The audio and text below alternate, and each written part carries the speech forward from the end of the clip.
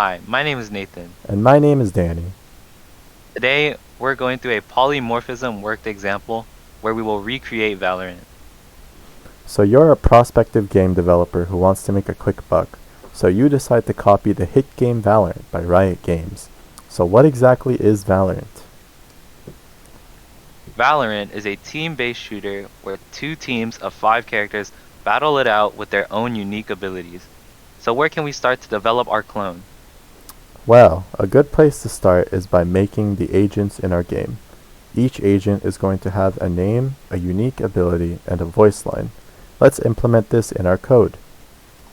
So, our agent class is going to start off by initializing our variables.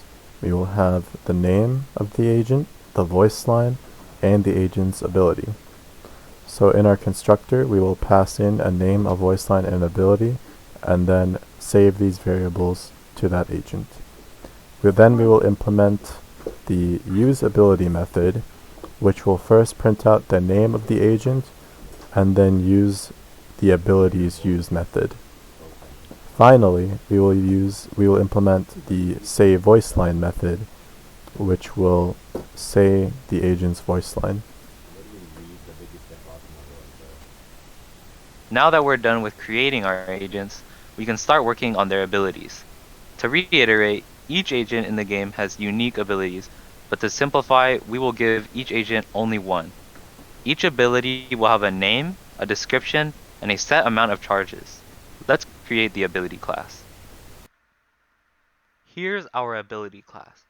Each ability will have a name, a description, and charges, which is the amount of times the agent will be able to use their ability.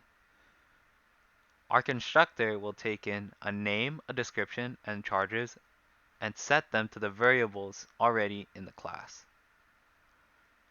Our use method will check if the agent has more than 0 charges, and if they do, we'll get rid of 1 charge and use their ability. If else, it will print no charges available for their ability, since they have none. The final part of our code is the team class. We need a way of storing 5 of our agents with no duplicates in an ordered fashion. We will also have a method that can randomly select an agent so that we can manipulate that agent. Let's write this class.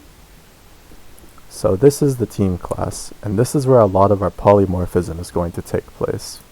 So the first example of polymorphism is where we extend the ArrayList class. What this does is it gives us the functionality of an array list while also allowing us to modify certain aspects of it to meet our needs. Then we initialize the variable type, which allows us to indicate if the team is a defending team or an attacking team.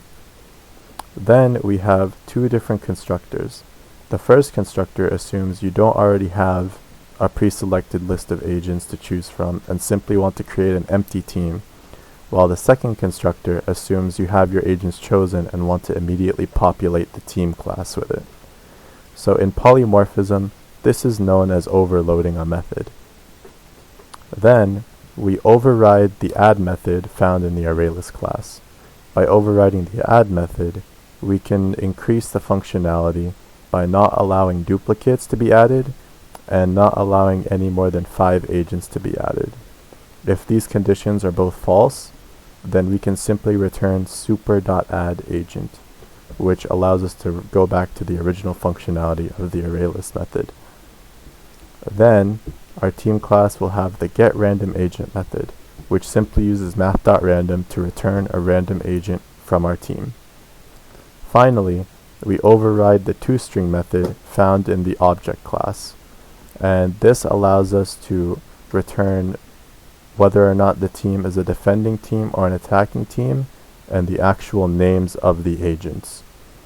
If we did not override the toString class, the method, then we would simply return a list of the addresses of each agent found in the team class. So now we move on to the main method. Now that we've finished our code, let's test it. Here's our main method. We'll start by defining 7 agents.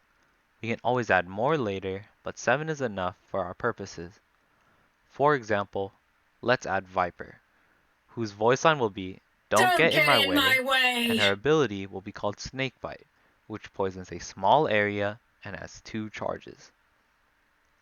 The rest of these agents have been implemented to help with our test case. For example, let's create the 2 teams. Again, we will need 1 attacker team and 1 defender team. Let's say that the attacker team already knows what agents they are going to play. We will define their team with a type of 1, which are attackers, and use an array of the agents Viper, Jet, Brimstone, Chamber, and Sova.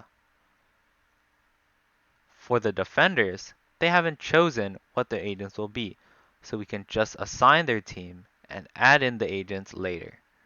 We will define their team as type 0, the defenders, and we will add in agents as the players choose. Let's say player 1 adds Cypher, player 2 adds Raze, and player 3 adds Jet. Let's decide that the 4th player also wants to play Jet. They will be rejected instead because we have overridden the add method to not allow 2 of these same agents on one team. The 4th player will instead choose Sova, and the 5th player would choose Brimstone. This completes our team of 5. Now, if we were to try and add a 6th agent to the defending team, they will get rejected. This is because we have overridden the add method to not add an agent if the team already has 5. This additional aspect of removing duplicates and having a limit of 5 agents is possible because we have overridden the add method by adding our own conditions. As for the 2 teams, we were able to create these 2 teams in separate ways because we overloaded their constructor. This gives the developer more flexibility in their code. Next, let's print out the agents in each team. Because we have overridden the toString method, we're able to print a list of the agents' names for each team instead of their addresses. Now that we have the 2 teams, we can begin the game. We'll start by using the getRandomAgent method to pick a random agent and assign them to agents 1 and agents 2. Agent 1 will be on the attacker team and agent 2 will be on the defender team. We will then make each agent say their voice line and use their ability. Now let's watch the fight unfold. Who do you think won? You decide.